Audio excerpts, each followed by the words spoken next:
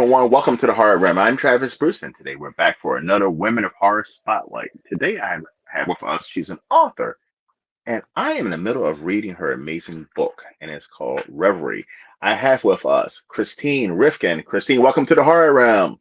Thank you for having me, Travis. It's a pleasure. Now, tell us a little bit about Reverie. So, Reverie actually was a story that I started when I was in high school. I spent a lot of my time in class daydreaming. Me too. So, yeah. So, I decided to start writing down some of the stories that I had in my head, and Reverie was one of those stories. And I was going through a phase in my life where I wasn't sure if I wanted to keep writing. And I got a mentor at work, and he really encouraged me to publish some of my work because I had not ever tried to publish my work. So I went back to a bunch of the stories that I had written from years ago, and Reverie was one of the only stories that I had a complete story of.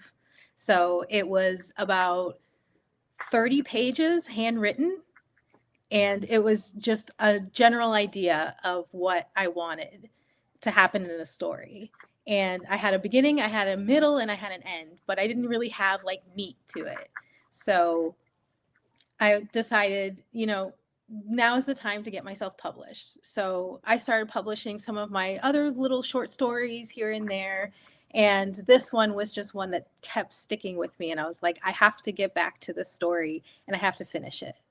So 2 years of editing, going back and forth with, my beta readers and getting people to read my story and just give me advice on how to change it and how to, make it better. And it got finally picked up by a publisher, by Bain Books, and they put it out there. And I'm absolutely thrilled that I got it out there. And I'm absolutely proud that this is a story that, I kind of grew up with. It grew up with me.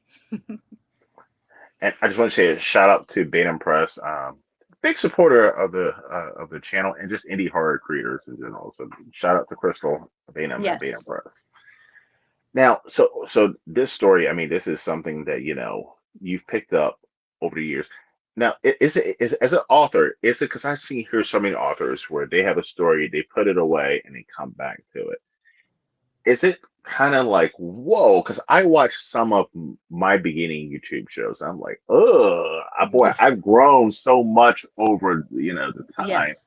that I've done it. Is there something you were like, wow, I'm so much more stronger as an author? Yes. Like I realized that I wasn't really having cohesive thoughts when I was coming up with these stories. It was kind of just really good sentences that I liked. And there was no plot really. There was just like pieces that I wanted to put into a story. And I can tell definitely how going through school and going through just writing critique, it just how my writing has improved over the years, even, you know, through through reading the stuff that I was writing back then, I could hear myself in it and I could say, okay, let's edit this a little bit more, you know? Hmm. So it made me a stronger writer for sure. And going through it and editing it so many times, I could see the things that I like to do and I could hear my own voice, which was also something that was really important to me because I wanted to make sure that I did have my own voice and I didn't sound like any other writer out there. And you brought up something that I think is important. I've never written a book, but I talk to a lot of authors and I read a lot of books. Beta readers and editors, how important do you feel like that is for a new author out there, whether you're doing a small press or even self-publishing?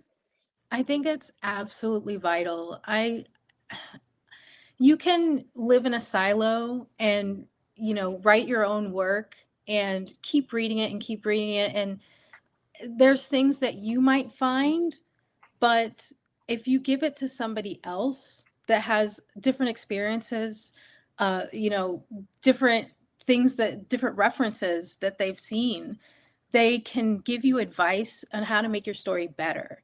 And I think that I've improved over the years from just hearing other people's feedback, even if you don't take that feedback. It's totally fine not to. Like, everybody has their own opinion, but just being able to hear other people, how they see your work, it makes you a better writer because you can see, oh, this is a different point of view from where I'm looking at. I totally agree. And I mean, constructive criticism, whatever you do, whether it be a writer, filmmaker, YouTuber, is so important. Now, listen, some people will just put in shit out there just to be Yeah, putting it out there. You can't ignore those. But people who are giving you good advice, even if you don't take it, there's there's little tidbits you can take that you're like, yeah, okay, well, I don't like what they said, but maybe if I hear that from multiple people, maybe that's something I do need to change. right. Something I noticed is that so I'll write like articles for a blog, and my editors will come back and they'll say, "Oh, you said this in a paragraph earlier." And to me, I'm like, I had no idea I did that. But they noticed my, the frequency that I say certain things. And so it draws my attention to it. So then I'm more careful of it next time. Now, is it hard as an author um, when it comes to like Reverie? Is it hard because you were talking about having your own voice in it? Is it hard not to become the characters and be like, wow, I'm going to turn these characters into Christine? It's it's kind of hard because you want to put yourself into the characters, but they have to be their own people, and they have their own, set of morals, and they're going to want to do what they want to do. So it's kind of like you take pieces of people that you've met to create your own people in these stories, and they almost become a part of you. It's I almost feel like they're like my babies, like they're a part of me, but they're also individuals that I probably would have no connection to in the real world. Is it tough to kill off one of your babies or one of your characters? I so something I always try to do is never have a happy ending.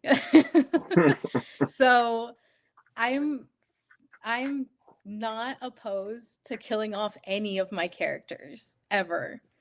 So I can get really attached to them, but then I'm like, well, life happens. So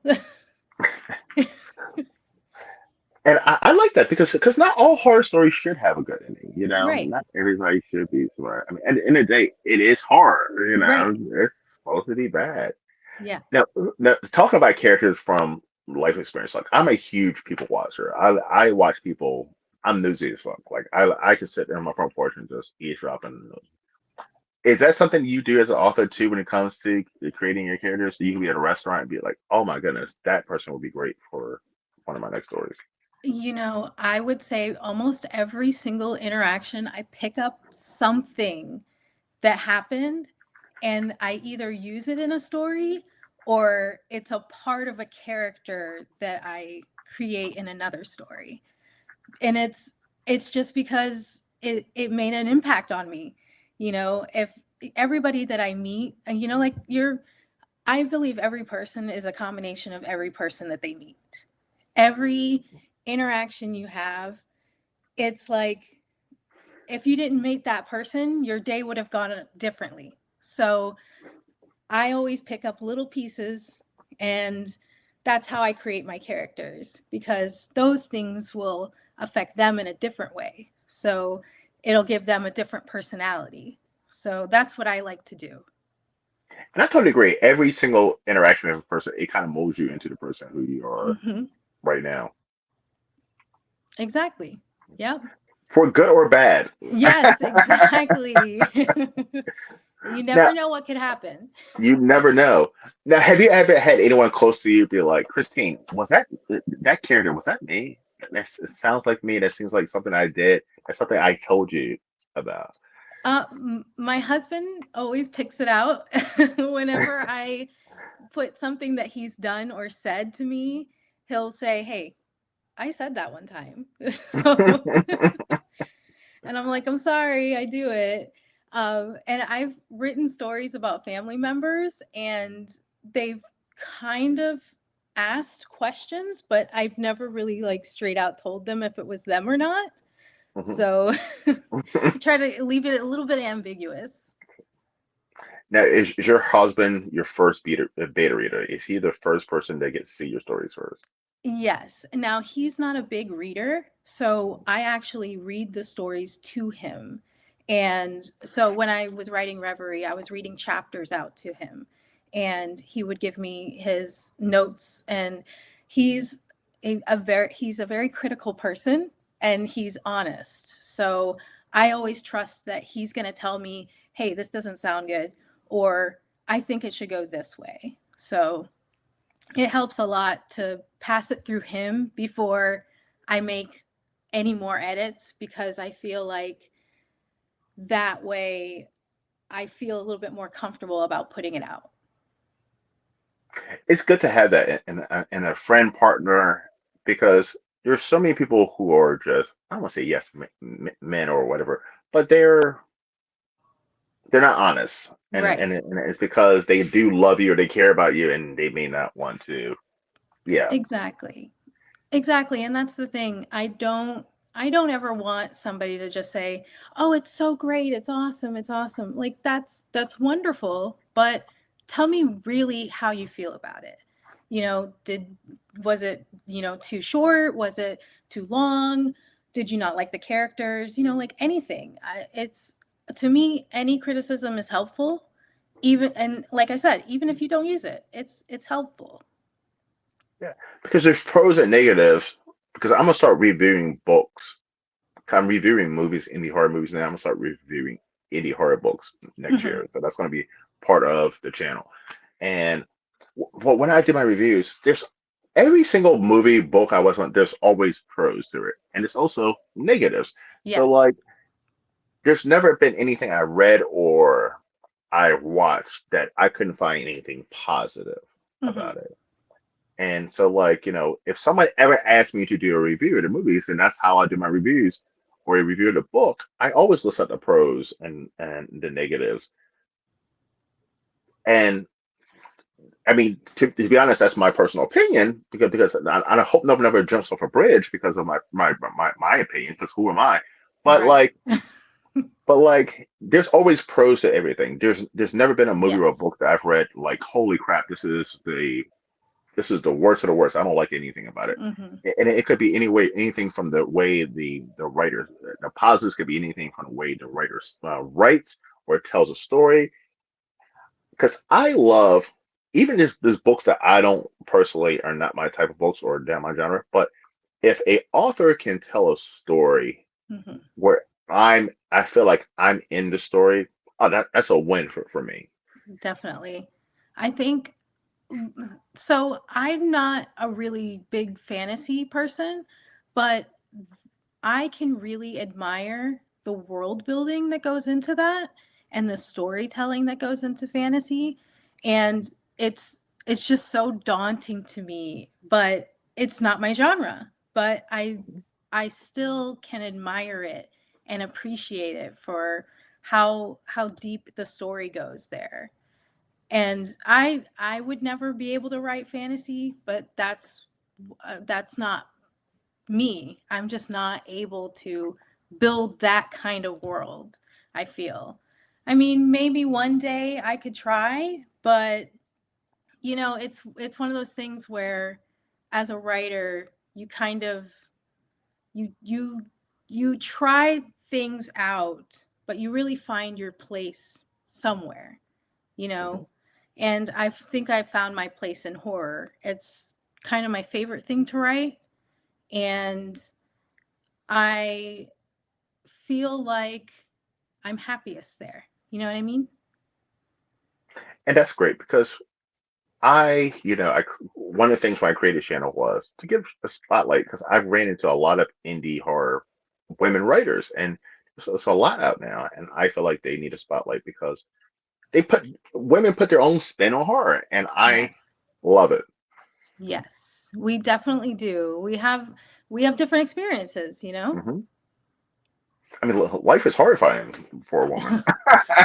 Every single day. All right, so you got accepted through being impressed. Mhm. And what was that like? Walk us through what was that feeling to be like to accept it by the So book? I had initially sent out the manuscript to a couple of places and it had gotten rejected. So I did a few more edits. And once I felt really comfortable with it, I had been looking at Bain and Books for a while. And there's a lot of writers that are published by them. So that I really admire and I really like their books. So I reached out and I submitted my manuscript. And once I got the accepted email, I actually had to read it a couple times because I wasn't completely sure if it said you've been accepted or you've been rejected. So I was really excited to see it, and I just it was like so many years of trying to put myself out there and getting accepted and just feeling like, wow, I finally did it, you know? My goal was to publish a book before I turned 40 and I definitely did that. So I'm really happy. Now, once you got that book in your hand, Hmm. what was that like Oh to see it, gosh, the I cover and was everything?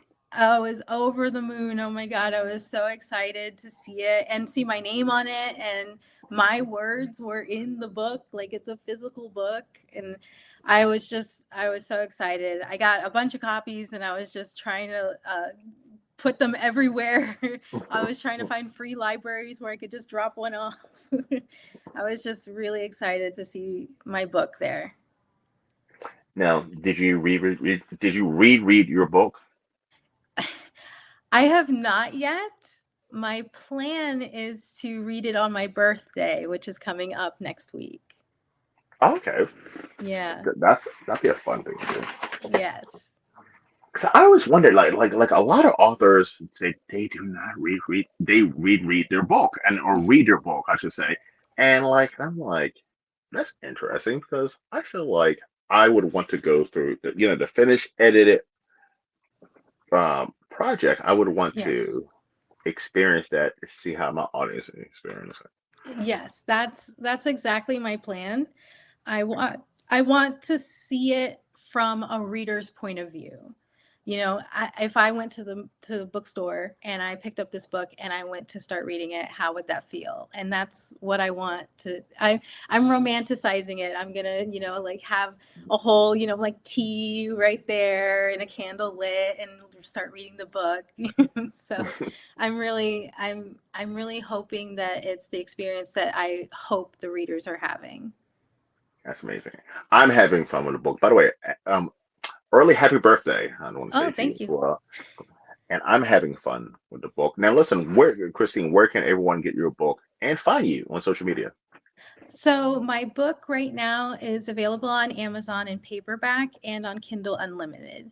And you can also, if you're in the Sanford, Florida area, it's at the bookstore, Spellbound Bookstore.